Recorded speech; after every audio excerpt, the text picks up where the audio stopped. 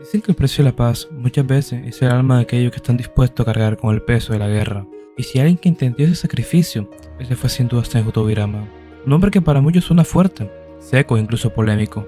Pero si te detienes por un momento, sin mirar más allá de las decisiones, los decretos, los errores, puedes descubrir algo mucho más profundo. Un hombre que nació entre cenizas y que murió intentando apagar un fuego que no empezó él. Esta es la historia de Senju Tobirama, pero también es una historia sobre el miedo, el deber y las heridas que se heredan. Tobirama no nació en un tiempo de paz, nació en una época donde los niños aprendían a usar kunai antes de aprender a leer. Nació cuando los apellidos eran banderas y las banderas eran blanco de odio. Su padre, Tatsuma Senju, era un hombre rígido, forjado por la guerra, y su madre, apenas un recuerdo del canon. Quizás esa ausencia también pesó. Tobirama creció al lado de su hermano Hashirama, su hermano mayor, un soñador idealista, el tipo de persona que todavía creía que el mundo podía cambiar. Pero Tobirama no. Tobirama vio morir a sus hermanos, a Kawarama, a Itama. Y cada vez que alguien caía, Tobirama construía una nueva capa de hielo alrededor de su corazón. No porque fuera insensible, sino porque sentía demasiado. Y a veces la única manera de no quebrarte es endurecerte. ¿Cuántas veces nosotros hemos hecho eso también? ¿Cuántas veces disfrazamos nuestro miedo de fealdad, nuestra tristeza de lógica y nuestra rabia de justicia? Cuando Hashirama Senju logró lo impensable y fundó Konoha junto a Madara, Tobirama estaba ahí, y aunque apoyaba la idea, nunca confió del todo. Para él, los Uchiha eran un peligro, no por racismo, como muchos creen, sino por experiencia, por estadísticas y por patrón. Los Uchihas, con su poder basado en las emociones intensas, era tan impredecible como una bomba de tiempo sin temporizador. Y Tobirama era una estrategia, un analista, un hombre que, después de haberlo perdido todo, ya no podía permitir errores. Muchos lo ven como un villano que marginó a los Uchiha, pero poco hablan del contexto. Poco entienden que Tobirama no odiaba, solo temía lo que no podía controlar. Y es que así es la vida.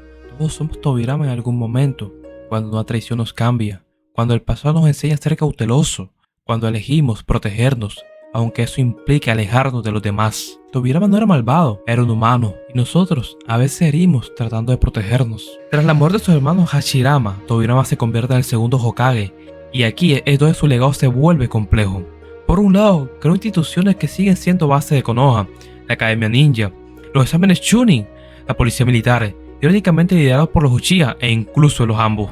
Estaba obsesionado con el orden y con que no se permitiera el caos, y como científico y shinobi, creó algunas de las técnicas más poderosas y peligrosas del mundo ninja: el Jutsu de Tensei, el Jutsu espacio-tiempo, el clon de sombra, innovaciones que hoy en día marcan batallas, pero su legado también dejó heridos. Aisló a los Uchiha, creó jerarquía, defendió la meritocracia con tal fuerza que olvidó la importancia de mirar a las demás personas como individuos y no como estadísticas. Y eso pasa cuando el miedo dirige nuestras decisiones, cuando creemos que el dolor nos hace sabio, pero nos damos cuenta que también nos puede volver frío.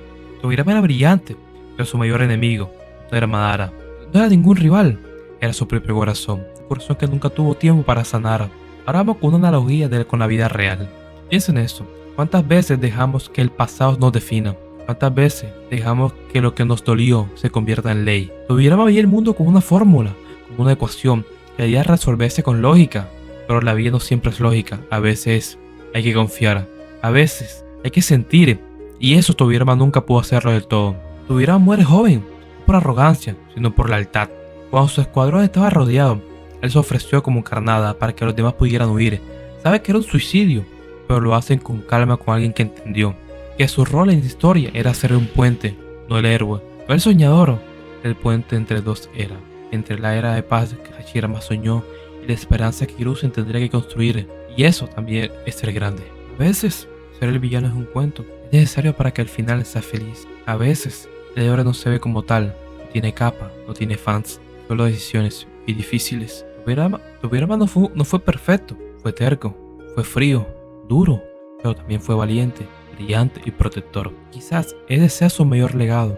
Demostró que incluso aquellos marcados por el dolor pueden elegir ser luz, que no importa cuánto roto estemos, siempre podemos dejar algo mejor que lo que recibimos. En la historia de Naruto, todos admiraron a Hashirama, temían a Madara, amaban a Naruto, pero poco detienen a entender a Tobirama, tal vez porque él representa esto que todos tenemos ser, un reflejo de la que la guerra interna puede hacernos, pero también una muestra de que incluso el hielo más duro puede sostener la estructura de un mundo en construcción. Así que la próxima vez que escuches su nombre, no lo juzgue tan rápido.